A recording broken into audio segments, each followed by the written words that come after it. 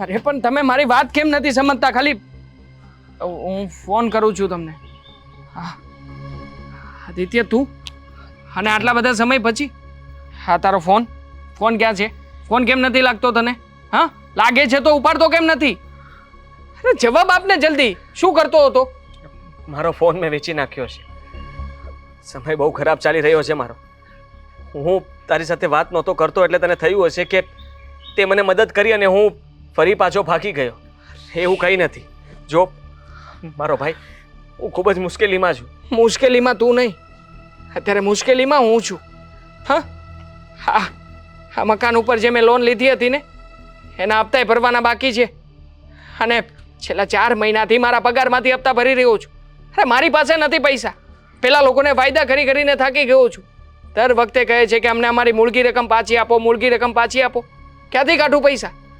જો આદિત્ય, તે મને કહ્યું હતું કે તું થોડા સમયમાં બધું એડજસ્ટ કરી લઈશ, બધું મેનેજ કરી લઈશ. તો પછી હવે તારી જવાબદારી છે કે તું મને પૈસા લાવીને આપે. થોડો સમય હજી જોઈએ છે મને. જો સમજવાની કોશિશ કર દેવાંગ કે મારી માથે ફક્ત આટલા રૂપિયા જ નહોતા, બીજા પણ રૂપિયા હતા જે મેં એ લોકોને નથી આપ્યા. તારા રૂપિયાથી મેં ફક્ત એ લોકોનું મોઢું બંધ કર્યું છે જે લોકો મારો જીવ લઈ શકે એમ હતા. બસ એ લોકોને ચૂપ રાખીને હું ફક્ત બહાર નીકળી શકું એટલું કામ મેં કર્યું છે. આદિત્ય, તો ખોટું બોલ્યો ને તું. તે કહ્યું હતું કે તું મારા આપેલા રૂપિયાથી તારી કંપની છોડાવી લઈશ અને ફરી પાછો કંપની ઉપર લાગી જઈશ. તને પૈસા મળી જશે અને તું મારા પૈસા ચૂકવી દઈશ. તે જ કહ્યું હતું ને? હા મેં કહ્યું હતું, પણ મારા હાથમાં કંઈ જ નથી. હું ખોટું બોલ્યો હતો. મેં એક દોસ્તીનો ફાયદો ઉઠાવ્યો. તું મારો સાચો મિત્ર છે અને મેં તારા મિત્રતાનો ફાયદો ઉઠાવ્યો. તારી પાસે ખોટું બોલીને રૂપિયા લઈ લીધા. પણ હું શું કરત? તારો મિત્ર તારી સામે ના હોત, એને કંઈ થઈ ગયું હોત તો? મેં મારો જીવ બચાવવા માટે ખોટું બોલ્યો અને એના માટે થઈને જ મેં આ બધું કર્યું હતું. પણ મિત્ર, તારો પગાર એટલો તો છે જ કે તું થોડોક દિવસ આમ તેમ કરી લે. આદિત્ય, હું જેટલો તકલીફમાં છું એટલો તકલીફમાં તું નથી.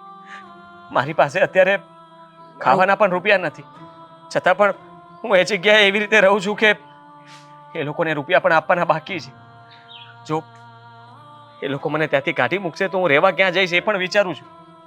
શું આદિત્ય, તારી બધી વાત સમજી શકું છું, પણ મારે પણ મારી ઘરે જવાબ આપવો પડે કે નહીં?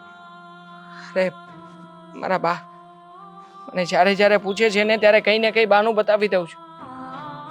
પણ હવે તો એમને પણ ખ્યાલ આવી ગયો છે કે પરિસ્થિતિ જરા વધારે ગંભીર છે. અરે આદિત્ય પ્લીઝ, જો હું વધારે સમય આપી શકું એમ નથી. થોડો સમય, વધારે સમય નથી જોતો, થોડો સમય આપ.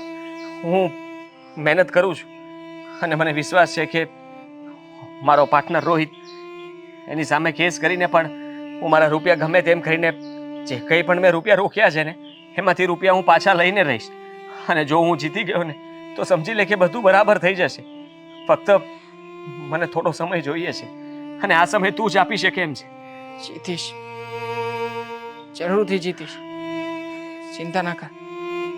હા હજી 1 મહિનો હું બધું સંભાળી લઈશ. Thank you so much. જો દેવાંગ, મેં તને ખરેખર હેરાન કર્યો છે. છેલ્લા 4 મહિનાથી હું તને વાયદાઓ આપતો હતો અને છેલ્લા 4 મહિનાથી જોકે મેં તારી સાથે વાત પણ નથી કરી. તને મેં તકલીફમાં મૂકી દીધો છે, માનું છું કે છોડ. હા સાથે છીએ ને એટલે બધું મેનેજ થઈ જશે. હા ચાલ, ડોન્ટ વરી, કરીએ કંઈ મેનેજ. ચલાવ કરે. અત્યારે નહીં, પછી આવીશ.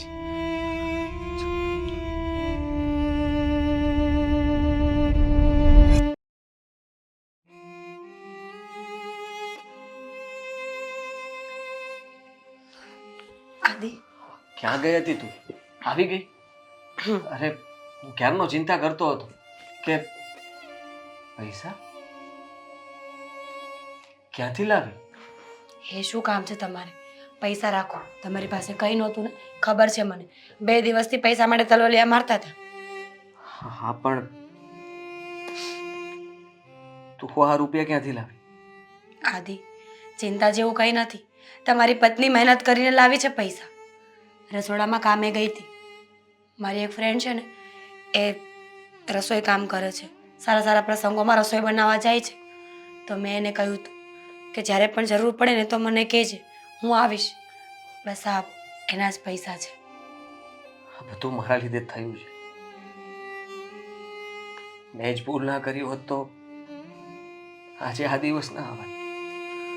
મીરા, તારે મારા લીધે થઈને બહાર કામ પર જવું પડ્યું. એના કરતાં સારું થાત કે કદાચ હું જ મરી ગયો હોત તો. આદિ, શું બોલો છો તમે? ગાંડા થઈ ગયા છો? જો, તમે માણસ છો અને માણસનું તો કામ જ છે ને કે સાહસ કરવાનું, નવા નવા પ્રયાસો કરવાના, જેથી કરીને જીવનમાં આગળ વધી શકે. અને ક્યારેક એ ફેલ થાય પણ ખરા. એમાં કંઈ મરવાની વાત ન કરવાની હોય. અને સાંભળો મારી વાત, મને કોઈ વાંધો નથી કે મારે કામ કરવા જવું પડે, મારે નાના કામ કરવા પડે. દુનિયામાં કોઈ કામ નાનું કે મોટું નથી હોતું. જે કામથી આપણું ઘર ચાલતું હોય ને, એ જ કામ આપણો ઈશ્વર કહેવાય. આ કામથી તો ખાલી પેટ ભરી શકશું.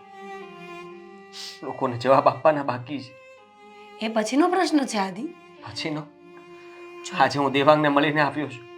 શું કહ્યું દેવાંગે? બિચારો તકલીફમાં છે. કેમ? મારી મદદ કરવાથી એ તકલીફમાં આવી ગયો છે. છેલ્લા 4 મહિનાથી હું એની સાથે વાત નહોતો કરતો, એને જવાબ નહોતો આપતો. હા, મારા માટે થઈને પોતાનું ઘર મૂકીને રૂપિયા લીધા અને એ રૂપિયા મને આપ્યા.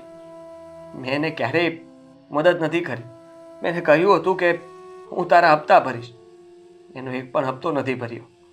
મારી પાસે પૈસાની ઉઘરાણી કરતો હતો, કહેતો હતો કે આ તો ખોટું કહેવાય, મેં તારી મદદ કરી અને તું તો ગાયબ જ થઈ ગયો.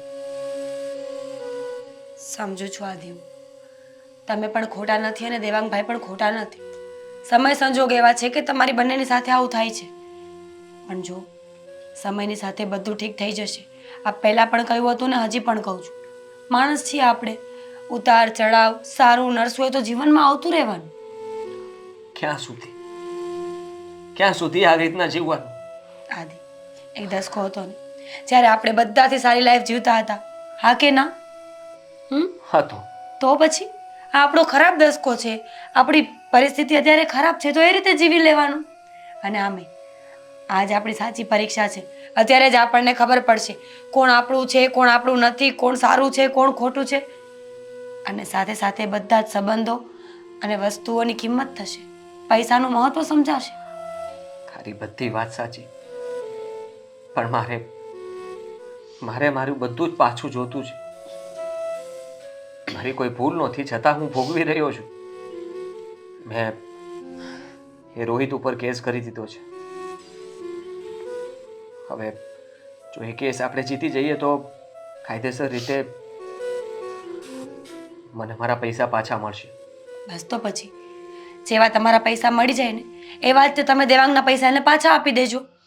એટલે તમે બંને આ મુસીબતમાંથી બહાર નીકળી જશો. હા, વિચારું તો એવું જ છું. મેં એને એવું જ કહ્યું છે કે હું જલ્દી તને તારા પૈસા પાછા આપી દઈશ, પણ મને થોડો સમય આપ. જોકે એણે હા પાડી છે. Thank you.